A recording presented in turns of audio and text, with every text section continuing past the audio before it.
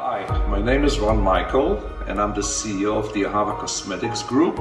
I'm based in our headquarters in Israel and I've been working with the company since 2014, and my main business is to develop this cosmetic brand into a world-famous brand all over the world and also in China.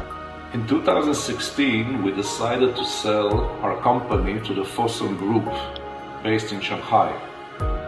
I'm very happy to say that this was a good decision.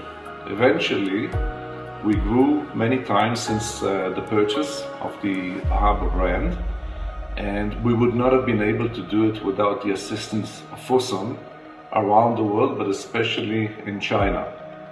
And I'm very, I would say, even honored to be part of the cosmetics products sold in China nowadays.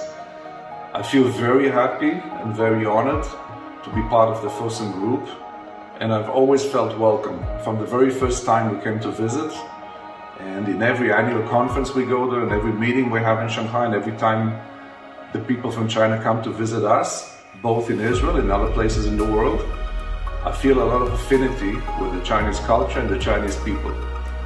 Maybe it's not a surprise, because the Gallup research that is done once a year with 60,000 managers across the world is actually pointing out that the compatibility between the Israeli management culture and the Chinese culture of management is the highest in the world. I also think we have a lot in common in the ancient cultures we have, in our preference for wisdom and education and learning, and the family values. I've been traveling back and forth to China in the last 25 years. So actually before Shanghai was the Shanghai we know today, I was traveling back and forth.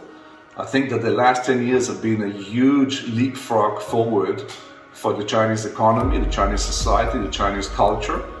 You know, as an anecdote, every time I come in the taxi from the airport, there's a certain building that I'm watching, and every time I come, which is every 2 months or so, I see an additional 10 stories added to the building, which I've never seen any other place in the world.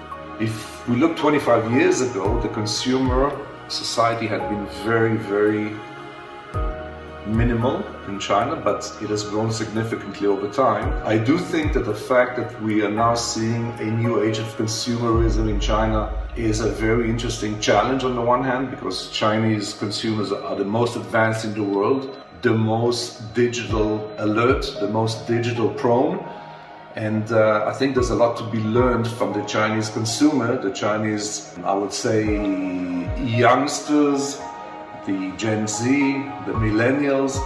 There's so much to learn, and we're actually learning a lot and doing a lot to copy that in some other countries in the world.